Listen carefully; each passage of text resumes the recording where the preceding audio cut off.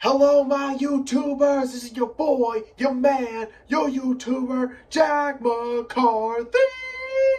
And today, I'm reacting to the latest Mr. Nightmare video. This is 3 true, disturbing fall horror stories.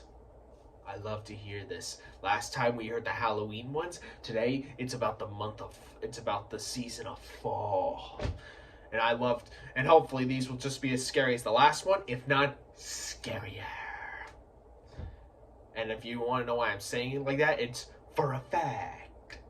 Alright, before I do start the reaction video, make sure you like this video if you enjoyed it. Hit the subscribe button, click the little bell so you never, ever miss out any updates or other videos such as this. And check out my last reaction video, check that out as well. Alright, I see that's about covers it. Without further ado, let me just make some adjustments and let the reaction to the 3 true disturbing fall horror stories begin. Scarecrow. Now that's a scary scarecrow. Story. No. When I was a really little kid, this local small amusement park that used to be opened by us would hold this annual event called Pumpkin Land, which was held on the Saturday before Halloween, where candies would be given out to kids in between rides, and pumpkins would be scattered throughout the park for families to pick up and take home before leaving. Sweet. I always looked forward to it, and this one particular year when I was 7, we were going right after my soccer game. The park also rewarded kids for coming in costumes, so I was going in my cliche Scream costume. Anyway, my parents took my 2 siblings and I, and when we got there, my brothers begged to go on the haunted house ride first, and then the roller coasters. Basically, they wanted to do the most thrilling rides first. Anyway, my mom and 2 brothers got in one of the cars for the haunted house ride. Since they only seated 4, my dad stayed with me on the line so we could ride together. That's and I think as I started to get cold feet, I felt like I needed to use the bathroom. So we got off the line, and my dad led us to the bathroom. Okay. He went too, but I finished first, so I waited outside the bathroom. I waited for a while. I was kind of confused. Eventually I went back to the bathroom, and my dad wasn't in there. That's when I started to panic. I was alone in a huge crowd of people. Oh no. At 7 years old, I was actually scared of being lost. Eventually, a man came up to me and asked where my parents were. I told him I couldn't find my dad, and I asked him for help.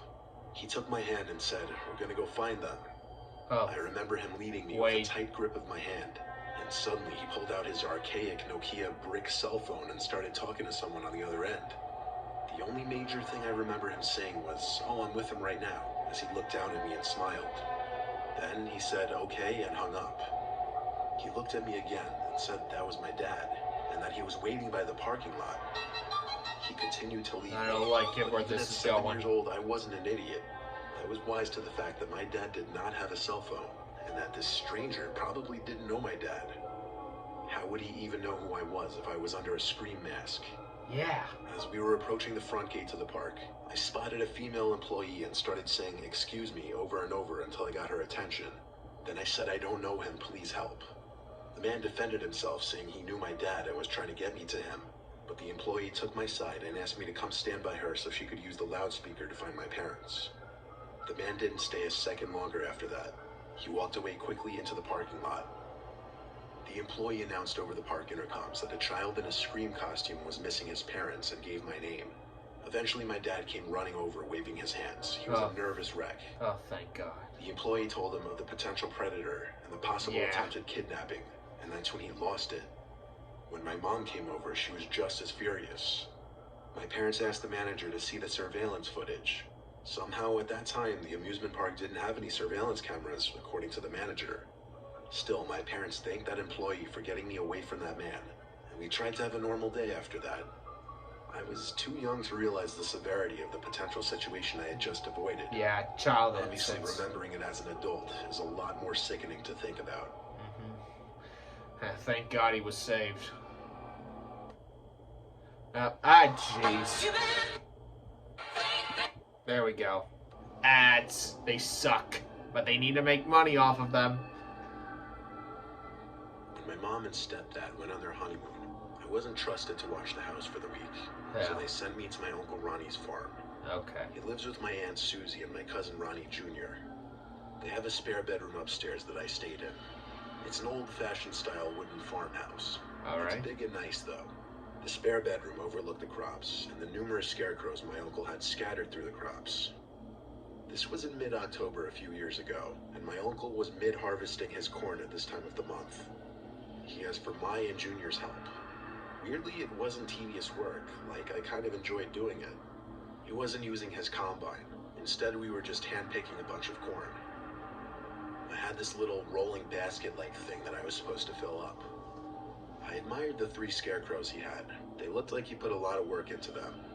They had sweatpants on and varying flannels, along with straw hats over their heads. When we were done picking the corn, I asked Uncle Ronnie how long it took to make those. He said a few hours at most, and he said they really do the trick keeping the crows away for the most part. That night after dinner, I played video games and smoked weed with Junior for a little bit. And I just went to the guest room to do whatever on my laptop. Next thing I knew, a rock or something hit the window. It scared me for sure, as there's no way that wasn't intentional. I didn't want to go look out the window to check, though. I just closed my laptop screen so there would be total darkness in the room.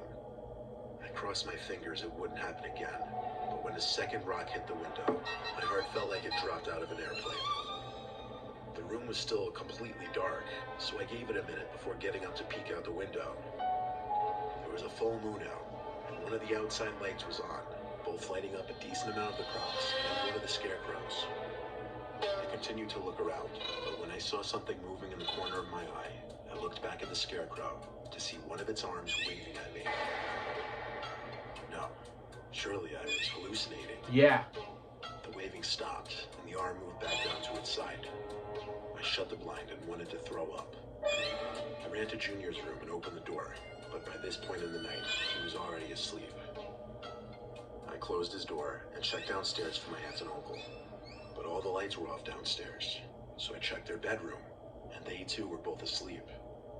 I went back to my room and lifted the blind just enough to peek out there. The light outside was now off, but with the bright moonlight, I was able to see the scarecrow was still hung up on the stick. I looked out that window for over a minute, waiting for it to move again, but the longer I waited, the more I realized I must have been higher than I realized. Maybe. I finally dropped the blind back down and climbed into bed. The next morning, I went downstairs to my Aunt Susie making us all pancakes. Okay. My uncle was already outside doing work. Aunt Susie called Junior down to eat before all the pancakes were gone. And around that same time, my uncle stormed into the house asking, "Where did the goddamn scarecrows go?" My heart dropped. Oh, Three of us went outside, my uncle leading us to show us that all 3 scarecrows were missing from their posts. That's when I told him about what I saw last night, and how at first I thought I just imagined it, but now it made sense. The nightmarish realization hit me that somebody did in fact throw rocks at my window. They did see me looking out, and someone was posing as a scarecrow. That night when we were all sleeping, the doorbell rang continuously at like 1 or 2 in the morning. You don't I think? heard my uncle and Junior yelling in the hallway and running down the stairs, so I followed. When he opened the front door, the 3 scarecrows were posted up right in front of the porch, all with red paint stains covering them, mimicking blood. Oh, My jeez. uncle called the police and turned on all the outside lights on the property. The police, as well as my uncle, chalked it up to some stupid early Halloween prank by a bunch of immature kids. Maybe. But the possibility that it wasn't, and that it may have been a much more hostile motive behind this, is what really freaked me out. Yeah. There's a million possibilities of what was actually going on. Prank or something else. Ah, jeez. Hang on. I'm not at my writing. Done. Here we go. Final story.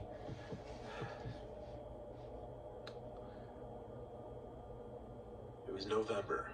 All the leaves were varying shades of yellow and orange, my favorite time of year to visit the countryside. I was with my girlfriend at her dad's upstate home, which was usually used as a summer home, but the 2 of us came up there to go camping in the nearby woods. The home had all the needed camping supplies, including the tent, so we parked there and took the camping stuff into the woods. Why, just the experience of camping and sleeping in the woods, I guess. Okay.